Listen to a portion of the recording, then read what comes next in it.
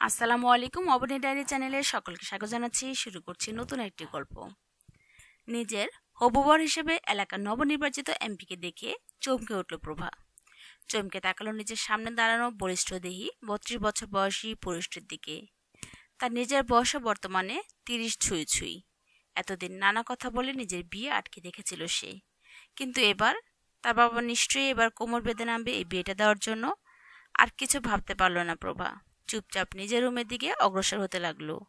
তার বাবা আকরাম খান ভীষণ রেগে গেলেন মেয়ের এমন ব্যবহার দেখে। ধমকে বলে উঠলেন, তোমাকে এখান থেকে যাওয়ার অনুমতি কে দিয়েছে প্রভা? প্রভা থামলো, পিছন ফিরে তাকিয়ে দৃঢ় কণ্ঠে বলল, আমি কারো অনুমতির পরোয়া করি না। আমি নিজের ইচ্ছে এখানে এসেছিলাম, আর নিজের ইচ্ছেতেই যাব। আকরাম খান এবার রেগে নিজের স্ত্রী প্রজ্ঞা বেগমের উদ্দেশ্যে বললেন, মেয়েকে এই শিক্ষা দিয়েছ? এতগুলো লোকের সামনে নিজের বাবাকে এভাবে বলছে? প্রজ্ঞা বেগম চোখ পাকিয়ে তাকালেন প্রভার দিকে। তার বয়স 30-এর মেয়ে, একজন ডাক্তার, স্বাধীনচেতা রমণী। তবে তার মানে এই নয় তাকে শাসন করার হক তার নেই। প্রজ্ঞা বেগমও নিজের মেয়েকে ধমকে বললেন, বাবার সাথে এমনভাবে কথা বলছো কেন তুমি? কিছু বলি না জন্য মাথায় উঠে গেছো? ওনারা নিজে তোমাকে দেখতে এসেছেন, আর তুমি এভাবে ড্যাং ড্যাং করে ওনাদের সামনে থেকে চলে যাচ্ছ। ভদ্রতা সভ্যতা কি সব ভুলে গেছো? না, ভুলিনি। আর ভুলিনি এজন্যই এখনো নিজের মেজাজকে শান্ত রেখেছি। প্রভা, আমি যদি আগে জানতাম বাড়িতে তোমরা এমন রঙ্গমঞ্চ তৈরি করবে, তাহলে আজকের দিনটা আমি হাসপাতালে করিডোরে কাটিয়ে আসতাম। বলি হন হন করে নিজের রুমের দিকে চলে গেল। নবনির্বাচিত এমপি চুপচাপ পর্যবেক্ষণ করলো সবকিছু। তার ধারণাই সঠিক। এই 12 বছরে কোনো কিছুই বদলায়নি। এখনো এই মেয়ে সেই আগের জেদ রাগ বজায় রেখেছে। তবে মেয়েটা বদলেছে অনেক। নম্র ভদ্র চুপচাপ স্বভাবের মেয়েটার মধ্যে দৃঢ়তা, রুক্ষতা এবং উগ্রতার আগমন ঘটেছে। অবশ্য এটা হওয়াই ছিল। সে উঠে দাঁড়ালো, তারপর ভদ্রভাবে আকরাম খানের উদ্দেশ্যে বলল, আমি তাহলে আজ চলি আঙ্কেল। আমার মেয়ের ব্যবহারে কিছু মনে করো না বাবা, তুমি তো সবটাই জানো। হ্যাঁ জানি, আর জানি বলেই কিছু মনে করছি না। আপনারা কেউ ওকে জোর করবেন না, আমি ওকে মানানোর চেষ্টা করব। আচ্ছা। ঘরে এসেই শাওয়ার নিতে চলে আসলো প্রভা। বাথরুমে এসেই বুক ফাটা কান্নায় ভেঙে পড়ল। ধীরে ধীরে শক্ত খোলস খুলে বেরিয়ে আসলো সে। প্রভা আহাজারি করে বলতে লাগলো, কেন আল্লাহ, কেন? আজ এতগুলো দিন পর কেন আমায় আবার তিক্ত অতীতের মুখোমুখি করালে? আমি তো সব কিছু ভুলার চেষ্টা করছিলাম।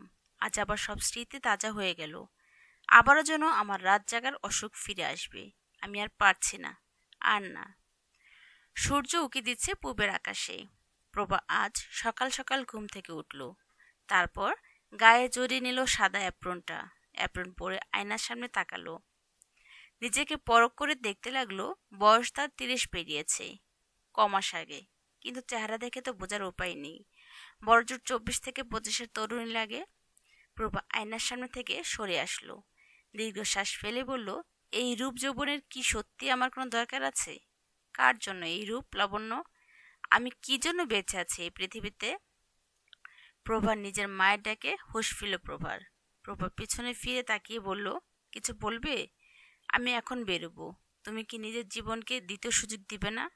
প্রভা কিছু বলল না। বলার মতো অবস্থাতে সে ছিল না।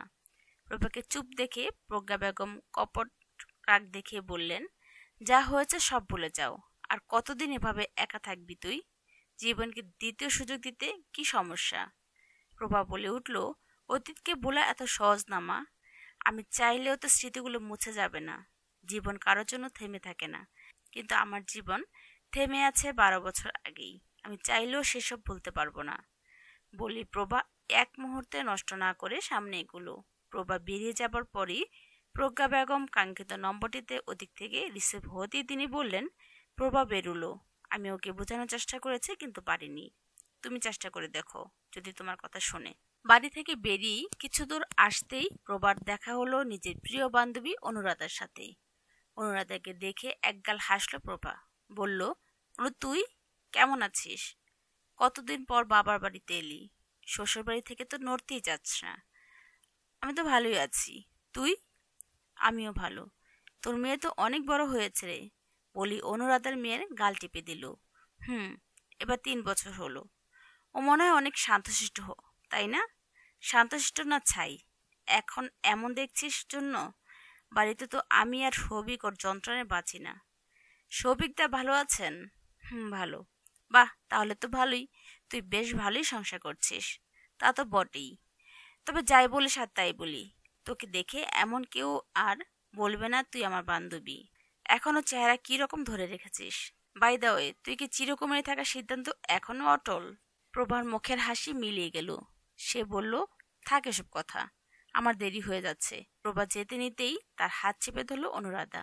বলল, বিয়ের কথা উঠতেই কেন এভাবে পালিয়ে যাস? অনু, ছাড় আমায়। না, ছাড়বো না। তুই এত জেদি কেন রে? নিজের যা ভালো ভাবিস তাই করিস। আমি তো এমনই। আগে তো এমন ছিলি না। সেই নম্র ভদ্র ইনোসেন্ট মেয়েটা কোথায় হারিয়ে গেল? প্রভা কিছু বলল না। প্রভার মুখের দিকে তাকিয়ে থাকলো অনুরাধা। সে ভাবতে লাগলো অতীতের কিছু সুন্দর আবার কষ্টের স্মৃতি। একই পাড়ায় বড় হয়ে ওঠা দুই বান্ধবী, প্রভা আর অনুরাধা। তাদের দুজনের ধর্ম ভিন্ন, কিন্তু ধর্ম কখনো তাদের বন্ধুত্বে বাধা তৈরি করতে পারেনি। স্কুল কলেজে তাদের বন্ধুত্ব অটুট থেকেছে। তারপর দুজনের গন্তব্য বদলে গেলেও বন্ধুত্বের ফাটল ধরেনি। কিন্তু কলেজ জীবনে কিছু মর্মান্তিক ঘটনা বদলে দিয়েছে প্রভার জীবন, যা ভাবলে এখনো বুক আটকে ওঠে অনুরাধার।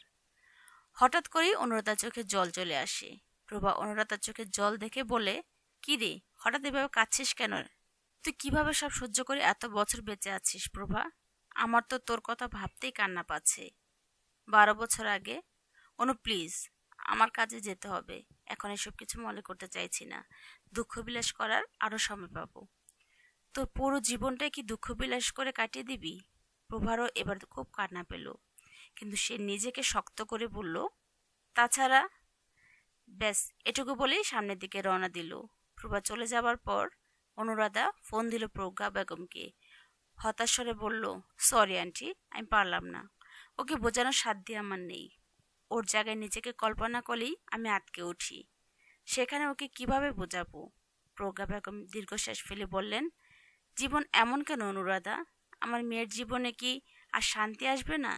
আমার হাসি খুশি নম্রভদ্র মেয়েটাকে আজীবন এমন কাঠখোট্টা কঠোর হয়ে থাকবে? প্রভা এসে উপস্থিত হয়েছে চট্টগ্রাম মেডিকেল কলেজে। আজ তাকে অনেক রোগী দেখতে হবে।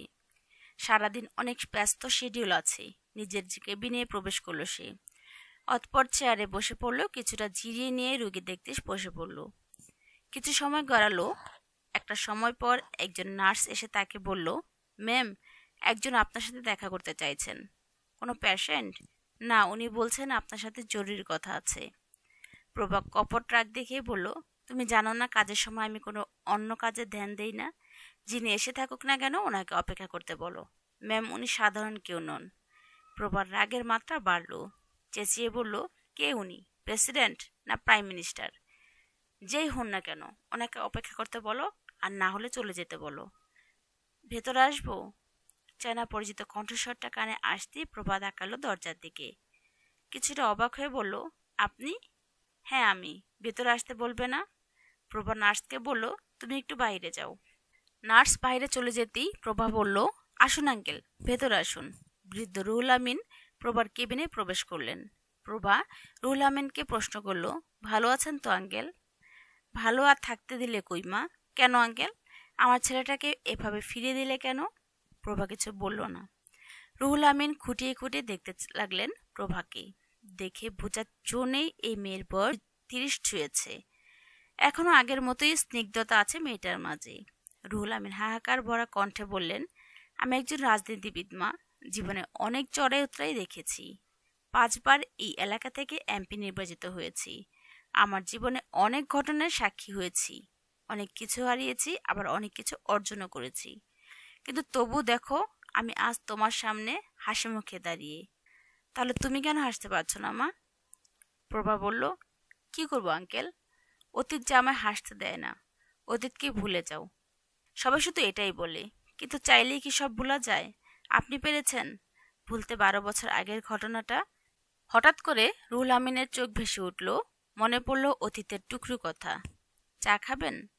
চা, কফি? কিছু না মা, আমি শুধু তোমাকে এটুকু বলবো, অতীত ভুলে সামনে এগোও। চলি তাহলে। রুহুল আমিন বেরিয়ে গেলেন। তার যাওয়ার পানে তাকিয়ে রইল প্রভা। একটা দীর্ঘশ্বাস ফেললো, তারপর ডুব দিল 12 বছর আগে সেই দিনগুলোর হাসি মজা, বন্ধুত্ব আর ভালোবাসা ভরা সেই দিনগুলোর গল্প। এবার আপনারা শুনুন। 12 বছর আগে। এই প্রভা, এখনো ঘুমাচ্ছিস কেন? আজ না আমাদের কলেজের প্রথম দিন? তাড়াতাড়ি উঠ। অনুরাধার ডাকে ঘুম ভাঙে প্রভার। সে আড়মোড়া ভেঙে উঠে বলে, সকাল হয়ে গেছে। তখনই প্রজ্ঞা বেগম রুমে এসে বলল, অনেক আগেই সকাল হয়েছে মা। সূর্য অনেক আগেই কিরণ দিয়েছে, তোমার অপেক্ষায় বসে নেই। ও, বুঝতে পারিনি। তা বুঝবে কিভাবে? সারা রাত জেগে পড়লে তো এমনই হবে। না, আমি বুঝি না।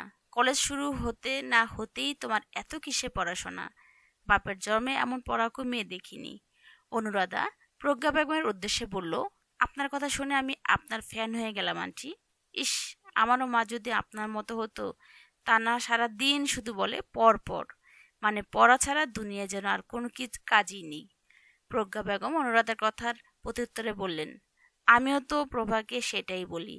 পড়াশোনার তো একটা লিমিট আছে নাকি? সারা দিন রাত 24 ঘন্টায় বইয়ের সামনে বসে থাকবে, না কোথাও ঘুরতে যাবে না অন্য কিছু করবে। এই পড়াকু মেয়েকে নিয়ে আমি আর পারি না।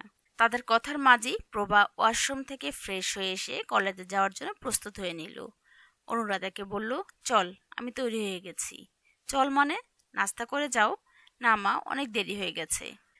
অনুরাধা বলে উঠল, কিচ্ছু দেরি হয়নি আন্টি, তুমি ওর সাথে সাথে আমাকেও খেতে দাও। আমি তো আসার সময় খিচুড়ি গন্ধ পাচ্ছিলাম। তুমি নিশ্চয়ই আজও তোমার হাতের স্পেশাল ভুনা খিচুড়ি করেছ। যাও নিয়ে এসো। আচ্ছা, তুমি প্রভাকে নিয়ে ডাইনিং টেবিলে এসো, আমি দিচ্ছি। প্রজ্ঞা বেগম যেতেই প্রভা অনুরাধাকে বলল, আচ্ছা, তুই না বললে দেরি হয়ে গেছে, তাহলে এখন খেতে যাচ্ছিস কেন? ক্ষুধা পেয়েছে খুব।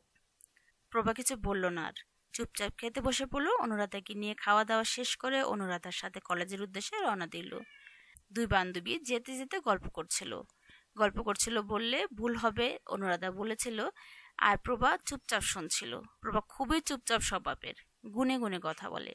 অপরদিকে অনুরাধা মুখর প্রকৃতির, তার হাতের থেকে মুখ চলে বেশি। অনুরাধা বলে চলছিল, আমি তো কলেজ লাইফ নিয়ে খুব এক্সাইটেড। স্কুল লাইফে তো একটা প্রেম করতে পারলাম না, কলেজ যদি মনের মতো কাউকে পাই। প্রভা বলল, এসব প্রেমের কথা বাদ দিয়ে পড়াশোনায় ফোকাস কর, লাইফে ভালো কিছু হবে। তুই চুপই থাক। তুই ভুলে যাচ্ছিস আমি আর্টসের স্টুডেন্ট, তোর মতো সায়েন্স না। পড়াশোনা শেষ করে আমি লাইফে প্রেম করার পর্যাপ্ত সময় পাবো। প্রভা চুপ করে গেল। অনুরাধা যেতে যেতে হঠাৎ বলল, তবে আমার আরো একটা ইচ্ছা আছে। এবার কলেজে তোকেও একটা ছেলের সাথে প্রেম করিয়ে দেব, একটা হ্যান্ডসাম ছেলে দেখে। স্কুলে তো কম প্রপোজ পেলি না, কত বেচারার মুখের উপর না বলে দিলি। এবার কলেজে কিন্তু তোকে প্রেম করতেই হবে। আমাকে আবার এসব প্রেম টেমের মধ্যে টানছিস কেন? কেন রে, তোর কি ফিলোফোবিয়া আছে যে প্রেম করতে পারবি না? ঠিক সেটা না, কিন্তু কথা বলতে বলতে খেয়ালই নাই প্রভার, অন্যমনস্ক হয়ে গিয়ে হঠাৎ কারোর সাথে ধাক্কা খেয়ে যায়। খানিকটা পিছিয়ে এসে বলে, সরি। সরি? What sorry? চোখে দেখতে পাও না? সরি, আবার সরি? ধাক্কা দিয়ে সরি বললে সব মিটে যায়? দাদা তেতে উঠে বলল, এই ছেলে, তোমার সমস্যা কি? হ্যাঁ, আমার বান্ধবী তো সরি বললই, আর কি চাও তুমি? এবার কি তোমার পায়ে পড়বে? চোখ থেকে সানগ্লাসটা নামিয়ে অনুরাধা এবং প্রভাকে ভালো করে পরখ করে নিলে রায়ানা, তারপর অনুরাধাকে বলল, প্রয়োজনে তাই করবে। অনুরাধা প্রচন্ড রেগে গেল, আরো কিছু বলতে যাবে, তখন প্রভা তার হাত টেনে বলল, চল এখান থেকে, শুধু শুধু ঝামেলা বাড়িয়ে লাভ নেই, আমাদের লেট হয়ে যাচ্ছে। এই বলে অনুরাধাকে এক প্রকার টেনে টেনে নিয়ে যেতে লাগলো। রায়ান সেদিকে তাকালো।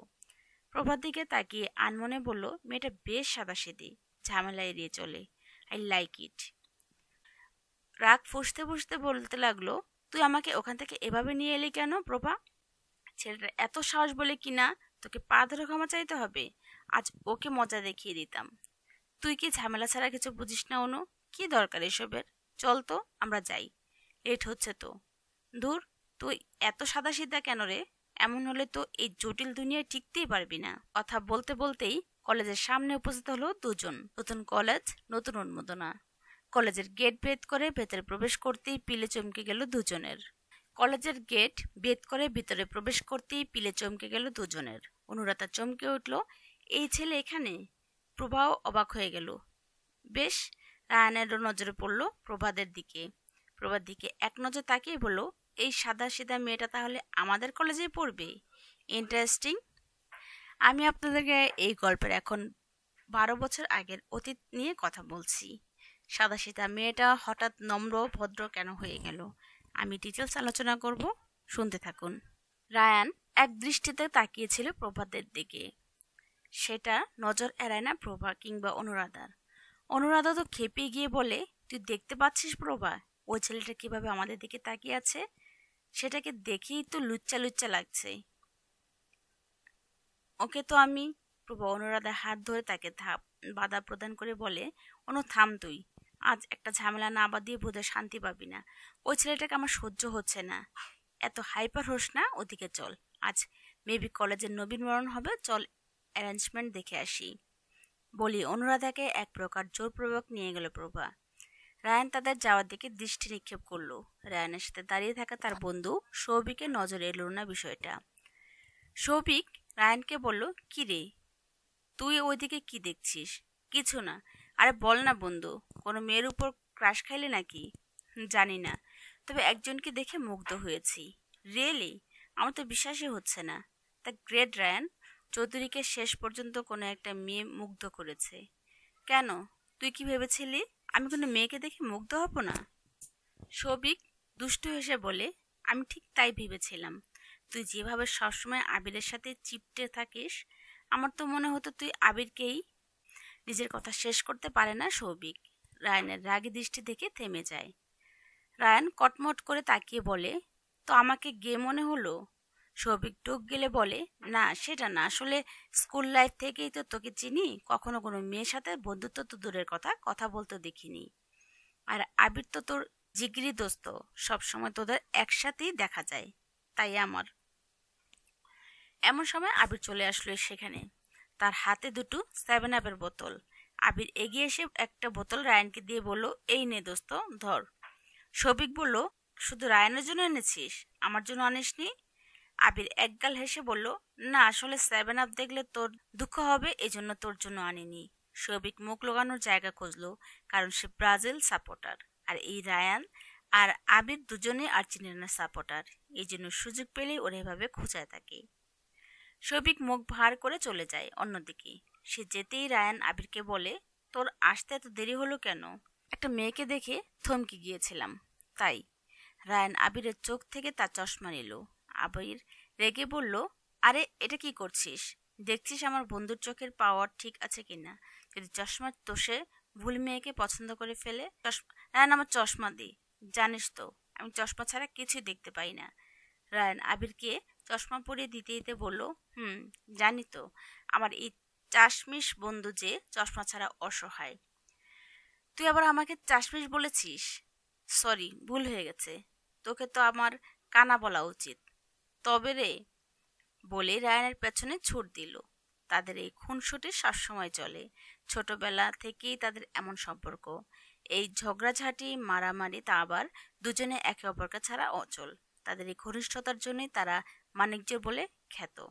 অনুরাধা ও প্রভা দাঁড়িয়ে আছে তাদের নতুন কলেজের মাঠে অবস্থিত একটি বিশাল বটগাছের সামনে। অনুরাধা এখনো মুখ ফুলিয়ে দাঁড়িয়ে আছে, প্রভার সেদিকে খেয়াল নেই। সে নবীন বরণের আয়োজন দেখতে ব্যস্ত। চুপচাপ শান্তশিষ্ট স্বভাব মেয়ে হলেও তার এসব উৎসব অনুষ্ঠান দেখতে খুব ভালো লাগে। এরই মাঝে হঠাৎ করে প্রভা থমকে যায়। নিজের চোখকে যেন সে বিশ্বাস করতে পারছিল না। অস্পষ্ট স্বরে বলে উঠল, ও এখানে? অনুরাধা প্রভার দিকে ফিরে বলে, ও মানে কি?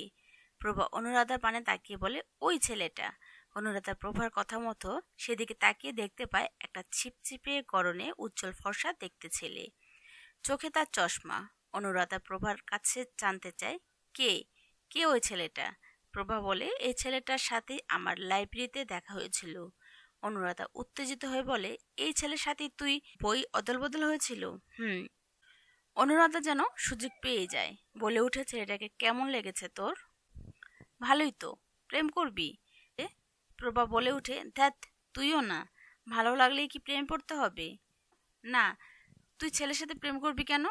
তুই যা গিয়ে বইয়ের সাথে প্রেম করে নে। ওই পদার্থ, রসায়ন, জীববিজ্ঞান ওদের সাথে প্রেম কর। ও দেখেই বিয়ে করিস, আর ওদের নিয়েই সংসার করিস। এমনকি ওদের বাচ্চারই মা হোস। অনু, এসব কি যাতা বলছিস? তাহলে আর কি বলবো জানি না। অনুরাধা নিরাশ হয়ে তাকায় প্রভার দিকে আর বলে, তুই একটা গাদি, শুধু পড়াশোনা জানলে হয় না, সব দিক দিয়ে এক্সপার্ট হতে হয়। এরই মধ্যে স্টেজে এক এক করে সব নতুন স্টুডেন্টদের ডাক হয়। সিনিয়ররা তাদের হাত ধরে ফুল দিয়ে তাদেরকে বরণ করে নিতে থাকে। পর্যায়ক্রমে প্রভার পালাও চলে আসে। প্রভাকে ফুল দেওয়ার সময় স্টেজে দাঁড়িয়েছিল আবির। প্রভার মনে এবারে বেশ অন্যরকম অনুভূতি তৈরি হয়। অনুরাধা ফিসফিস করে বলে, এটাই বোধহয় ডেস্টিনি প্রভা। এই ছেলের সাথেই তোর বই বদল হয়েছিল। এই প্রথম ছেলে যাকে নিয়ে মুগ্ধতার কথা তুই প্রথম আমায় বলেছিলি, আর এ ছেলেই কিনা আজ তোকে ফুল দিয়ে বরণ করে নেবে। এভাবে দেখবি একদিন তোদের মালা বদলও হবে। প্রভা অনুরাধাকে চোখ পাকিয়ে চুপ করতে বলে, তারপর এগিয়ে যায় ফুল হাতে তুলে নিতে। যতই সামনে এগুচ্ছিল প্রভার স্পন্দন ততই বাড়ছিল। সে বুঝতে পারছিল না কেন এমন হচ্ছে। অন্যদিকে আবির হাস্যোজ্জ্বল মুখ তাকিয়েছিল প্রভার দিকে। প্রভা স্টেজে উঠতে না উঠতেই রায়ান আবিরের হাত থেকে ফুলের তোড়াটা কেড়ে নেয়। তারপর সে এগিয়ে এসে প্রভার হাতে ফুলের তোড়া তুলে দেয়। প্রভার মনটা খারাপ হয়ে যায়, তবুও সে সৌন্দর্যতার খাতিরে সামান্য হাসে। প্রভার হাতে ফুল তুলে দিয়ে রায়ান বলে, মিস সাদাসিধে মেয়ে, এখন থেকে তুমি আমার জুনিয়র। কোনো সমস্যা হলে আমায় বলবে, আমি সমাধান করে দিব। প্রভা সম্মতিসূচক মাথা নাড়িয়ে চলে আসে। রায়ান প্রভার যাওয়ার পানে তাকিয়ে থাকে।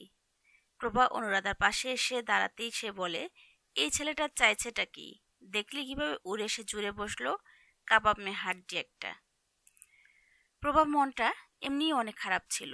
সে আর কিছু বলল না। রায়ান স্টেজ থেকে প্রভার দিকে তাকিয়ে। প্রভার নিষ্পাপ মুখশ্রী তাকে বিমোহিত করতে থাকে। এদিকে কিছুক্ষণ পরেই অনুরাধার ডাক পড়ে। অনুরাধা যখন স্টেজে উঠে তখন তার হাতে ফুলের তোড়া তুলে দেওয়ার জন্য এগিয়ে আসে সৌভিক। অনুরাধার হাতে ফুলের তোড়া তুলে দেওয়ার সময় অনুরাধার হাত ফসকে ফুলের তোড়া পড়ে যায়। সৌভিক বিরক্ত হয়ে বলে, চোখে দেখতে পাও না নাকি? অনুরাধা তেতে উঠে বলে, ভদ্রভাবে কথা বলুন, এখানে অভদ্রতার কি পেলে তুমি? নিজেই তো সিনিয়রের সামনে গলাবাজি বেশ করেছে, গলাবাজি করেছে। আমাকে অন্ধ বলার সাহস তুমি কই পেলে? সিনিয়র বলে কি মাথা কিনে নিয়েছো? নিজের হাতে তো বল নেই, আবার আমার খুদ ধরো। তুমি কিন্তু বাড়াবাড়ি করছো। ঝগড়া আমি শুরু করিনি। সবাই তাদের এই কথা কাটাকাটি নিয়ে ব্যস্ত হয়ে যায়। মাঝখানে আবির এসে সৌভিককে বলে, এই সৌভিক, এখানে ছোট বাচ্চার মতো ঝগড়া করছিস কেন? চল আমার সাথে। সৌভিককে এক প্রকার টেনে নিয়ে আসে সে। এদিকে প্রভা এসে অনুরাধাকে বলে, আমি জানতাম তুই এখানে আজকে কোনো না কোনো ঝামেলা পাকাবি। আমি ঝামেলা পাকিয়েছি? তুই আমার বান্ধবী দোষ দিচ্ছিস। আর ওই ছেলেটা যে আমায় জানো তাই বলল, তার বেলা তুইও কিছু কম বলিসনি। যা, তোর সাথে আর কথাই বলবো না। বলে গাল ফুলিয়ে চলে যায় অনুরাধা। প্রভা ফোঁস করে নিঃশ্বাস ছেড়ে বলে, এই পাগলিকে নিয়ে আর পারি না। এদিকে সৌভিক আবিরকে বলে, বাপরে, এটা মেয়ে ছিল নাকি অন্য কিছু? যার বউ হবে তার কপাল শেষ করে দিবি। আবির বলে, তাতে তোর কি? তোর সাথে তো আর ওর বিয়ে হচ্ছে না। তা আর বলতে, এই মেয়ে পৃথিবীর শেষ মেয়ে হলেও একে বিয়ে করব না। দেখতে দেখতে অনুরাধা ও প্রভার কলেজে কয়েকটা দিন স্বাচ্ছন্দ্যে অতিবাহিত হয়ে গেল। সময়ের সাথে পাল্লা দিয়ে অনেক কিছু বদলেছে। প্রভার সাথে আবিরের যতবারে দেখা হয়েছে প্রভা ততবারই লজ্জায় মূর্ছা গেছে। কখনো ঠিকভাবে কথাই বলতে পারেনি। এদিকে অনুরাধা হাত ধুয়ে পড়ে লেগে আছে প্রভার সাথে আবিরের রিলেশন করিয়ে দেওয়ার জন্য। এজন্য সে সবসময় প্রভাকে বলে আবিরের সাথে স্বাভাবিকভাবে কথা বলতে, কোনো পড়া বুঝতে চাওয়ার ভান করে হলেও তার সাথে সময় কাটাতে। কিন্তু লাজুক প্রভা এসব কথা কানে নেয় না। তবে অনুরাধা হাল ছাড়ার পাত্রী নয়। সেও নানারকম ভাবে সুযোগ খুঁজছে আবির ও প্রভার প্রেম করিয়ে দেওয়ার জন্য। এরকম একদিন হঠাৎ কলেজে ঘোষণা হলো, খুব শীঘ্রই কলেজ থেকে শিক্ষা সফরে যাওয়া হবে রাঙামাটিতে। সব ছাত্রছাত্রী উচ্ছ্বাস প্রকাশ করলো। অনুরাধা এই শিক্ষা সফরে যেতে ইচ্ছুক। প্রভাকে এই ব্যাপারে বলতেই সে বলল, তুই গেলে যা, আমি যাব না। এমন কেন রে তুই প্রভা? তুই তো জানিসই আমার এসব ভালো লাগে না। অনুরাধা প্রভাকে নানাভাবে মনানোর চেষ্টা করেছে, কিন্তু ব্যর্থ হয়। শেষে হাল ছেড়ে বলে, ঠিক আছে, তুই না গেলে যা, আমি একাই যাব। শিক্ষা সফরে কারা যাবে কি যাবে না সেই নাম লিস্টে তোলা দায়িত্ব পড়েছে আবির, রায়ান, সৌভিক এই বন্ধুর হাতে। রায়ান ও সৌভিক যখন ইন্টার ফার্স্ট ইয়ারের আর্টসের ক্লাসে গিয়ে নাম লেখাতে থাকে তখন রায়ানের দু চোখ শুধু প্রভাকেই খুঁজতে থাকে। এর মধ্যে অনুরাধা এসে বলে, আমার নামটা লিখিয়ে নাও। সৌভিক বিরক্তি নিয়ে বলে, কি নাম তোমার বলো? অনুরাধা দাস। আচ্ছা, লিখিয়ে নিয়েছি, যাও এখন। অনুরাধা যেতে যাবে এমন সময় রায়ান তাকে আটকে বলে, তোমার ওই সাদাসিধে বান্ধবী যাবে না? না, ওর যাওয়ার কোনো ইচ্ছে নেই। বলেই অনুরাধা চলে আসে। সৌভিক রায়ানকে বলে, তোর ব্যাড লাক ভাই, ভাবি শিক্ষা সফরে যাচ্ছে না। ও যাবে। যাবে মানে? ওই মেয়েটা তো বললই যে ও যেতে ইচ্ছুক নন। তোকে এত কিছু ভাবতে হবে না, তুই শুধু খাতায় প্রপার নামটা তুলে নে, টাকা আমি দিয়ে দেব। এটা কিভাবে হয়? তোকে যেটা বলেছি সেটা কর, বাকিটা আমি সামনে নেব। আজ কলেজ থেকে যারা যারা শিক্ষা সফরে যাবে তাদের নামের একটা তালিকা তৈরি করা হয়েছে। সেই তালিকায় নিজের নাম দেখে ভীষণ অবাক হয়ে গেল প্রভা। অবাক হয়ে অনুরাধাকে জিজ্ঞেস করলো, আমি তো শিক্ষা সফরে যাওয়ার জন্য নাম লিখাইনি, তাহলে আমার নাম এখন এখানে এলো কিভাবে? জানি না প্রভা, আমি তো কিছুই বুঝতে পারছি না। সত্যি করে বলতো, তুই আমার নাম দিসনি তো? নিজেই শিক্ষা সফরে যাওয়ার জন্য কত কষ্ট করে 5,000 টাকা ম্যানেজ করলাম, তার উপর আমি আবার তোর নাম কিভাবে দেব? প্রভা ভেবে দেখে অনুরাধা তো ঠিকই বলেছে, তাহলে তার নামটা লিখালো কে? প্রভার ভাবনার মাঝে অনুরাধা বলল, কি রে, কি ভাবছিস? কিছু না। বলেই প্রভা কোথাও যেতে নেয়। অনুরাধা প্রভাকে আটকে বলে, কই যাচ্ছিস রে তুই? স্যারকে বলে আমার নামটা ক্যান্সেল করতে হবে।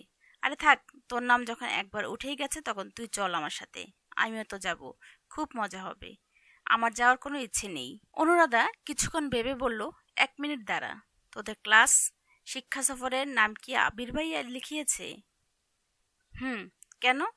তোকে কি কিছু জিজ্ঞেস করেছিল? হ্যাঁ, বলেছিল শিক্ষা সফরে যেতে চাই নাকি। আমি সোজা না করে দিয়েছিলাম, তারপর আর কিছু বলিনি। এবার আমি সবটা বুঝতে পারলাম। কি বুঝলি? আমার মনে হয় আবির ভাই তোর নাম লিখিয়েছে। উনি এমন কেন করবেন? তুই আসলে একটা গাদি। তুই বুঝতে পারছিস না আবির ভাইয়া এমন কেন করলো? না, পারছি না। আরে গবেট, আবির ভাইয়া চায় যে তুই সকলের সাথে শিক্ষা সফরে যাস। উনি এমনটা কেন চাইবেন? কারণ ওনার তোকে পছন্দ। এসব কি বলছিসটা তুই? যেটা সত্যি সেটাই। তুই কিভাবে বুঝলি যে উনি আমায় ভালোবাসেন? কারণ আমার সিক্স সেন্স আছে। সেদিন ক্যান্টিনে যখন আবির ভাইয়া যেচে তোর সাথে কথা বলতে এসেছিল, তখনই তো আমি ওর চোখ দেখেই বুঝেছিলাম যে ও তোকে ভালোবাসে। প্রভা এবার একটু লজ্জা পেয়ে যায়। প্রভা বলে, আরে দেখো মেয়ের অবস্থা, লজ্জায় ফর্সা গাল একদম লাল হয়ে গেছে। প্রভা বলল, তাহলে এখন আমার কি করা উচিত? তোর উচিত আমাদের সাথে শিক্ষা সফরে যাওয়া। কিন্তু বাড়িতে কি বলবো? তোকে কিছু বলতে হবে না, আমি আন্টির সাথে কথা বলে নিব। আমি বললে আন্টি ঠিকই রাজি হবে। আচ্ছা যা, ভালো মনে করিস তাই কর। আজ শিক্ষা সফরে যাওয়ার দিন। সকাল সকাল অনুরাধা এসে উপস্থিত হয়েছে প্রভাতের বাসায়। প্রজ্ঞা বেগম অনুরাধাকে ভালো করে পরখ করে নিল। অনেক সুন্দর করে সেজেছে মেয়েটি। আর অন্যদিকে তার মেয়ে প্রভা, যার সাজসজ্জার প্রতি কোনো আগ্রহী নেই। তিনি অনুরাধাকে বললেন, প্রভাকে একটু দেখে রেখো, আগে কখনো তো একা এতদূর যায়নি। তোমার ভরসাতেই কিন্তু ওকে যেতে দিচ্ছি। আপনি কোনো চিন্তা করবেন না আন্টি, আমি ওর খেয়াল রাখবো। প্রভা ও অনুরাধা যথাসময়ে কলেজে এসে উপস্থিত হলো। কলেজে আসতেই তাদের সাথে আবিরের দেখা হয়ে গেল। আবির প্রভাকে দেখে বলল, তুমি তাহলে শিক্ষা সফরে যাচ্ছ? প্রভা লাজুক হেসে বলল, জি। আবির আর কিছু বলতে যাবে, তখনই সৌভিকের ডাক শুনে অন্যদিকে চলে গেল। সে যেতেই অনুরাধা বলল, আমি আজকেও নোটিস করলাম আবির ভাইয়া তোর দিকে মুগ্ধ চোখে তাকিয়েছিল। অনুরাধার কথা প্রভার লজ্জা মাটিতে মিশে যেতে থাকে। এরই মধ্যে তাদের একজন শিক্ষিকা মোসাম্মদ আনোয়ারা বেগম সেখানে এসে তাদের বলেন, তোমরা এখনো এখানে দাঁড়িয়ে আছো কেন? যাও গিয়ে বাসে উঠে পড়ো, এখনই আমরা রওনা দেব। অনুরাধা ও প্রভা বাসের দিকে যায়। প্রভা বাসে উঠে গিয়েই হঠাৎ কারোর সাথে ধাক্কা খায়। রায়ান পিছন ফিরে তাকিয়ে বলে, আবার ধাক্কা? প্রভা আমতা আমতা করে বলে, সরি। আবার সরি। প্রভা আর কিছু ভাবতে না পেরে দ্রুত বাসে উঠে পড়ে। অন্যদিকে অনুরাধাও তাড়াহুড়া করে বাসে উঠতে গিয়ে উষ্টা খেয়ে পড়ে যেতে ধরে, তখনই হঠাৎ কারো দুটো বাহু তাকে আগলে নেয়। প্রভা অনুরাধাকে পড়ে যেতে দেখে চিৎকার করে বলে ওঠে, অনু! অনুরাধার যান যেন বেরিয়ে যাওয়ার জোগাড়। নিজেকে শূন্যে আবিষ্কার করে সে আলতো করে চোখ খুলতেই দেখতে পেল সৌভিককে। দেখে প্রচন্ড অবাক হয়ে গেল। সৌভিক অনুরাধাকে সোজা করে দিয়ে বলে, চোখ কোথায় থাকে তোমার? নাকি শুধু মুখই চলে? এখনই আমি না ধরলে তো পড়ে গিয়ে হাত পা সব ভাঙতে। ধন্যবাদ। বলে সামনে এগিয়ে যায় অনুরাধা। অনুরাধা ও প্রভা গিয়ে একই সিটে পাশাপাশি বসে পড়ে। রায়ান প্রভার দিকে দেখে বার কয়েক এর মধ্যে আবিরও বাসে উঠে পড়ে। আবির ও রায়ান দুজনে অনুরাধা ও প্রভাকের কাছে অবস্থিত একই সিটে বসে, যেখান থেকে প্রভাকে ভালোভাবে দেখা যায়। রায়ান বারবার লুকিয়ে লুকিয়ে প্রভাকে দেখছিল। বাস রওনা দেয়। সারা রাস্তায় রায়ানকে যতবার লুকিয়ে প্রভাকে দেখেছে তার কোনো ঠিক নেই। অন্যদিকে প্রভাও বার কয়েক লুকোচুরি তাকিয়ে তাদের দিকে, তবে সে রায়ানের দিকে নয়, তার চোখ ছিল আবিরের দিকে। এরই মধ্যে একবার তাদের চোখাচোখি হয়ে যায়। দুজনের দ্রুত চোখ ফিরিয়ে নেয়। দুজনের মনে ভিন্ন ভিন্ন ভাবনা ঘুরতে থাকে। রায়ান ভাবছে, সাদাসিধা মেয়েটা কি ভাবলো যে আমি হ্যাংলার মতো তার দিকে তাকিয়েছিলাম, কিন্তু ও তো আমার দিকে তাকালো, তার মানে কি? রায়ান আবারও তাকালো প্রভার দিকে। এদিকে প্রভা ভাবলো, উনি কি ভাবলেন যে আমি ওনার বন্ধুকে ছিছি? আমি আর ভাবতে পারছি না আমি কি করে এতটা নির্লজ্জ হলাম, বলে সে নিজেকে গুটিয়ে নিল।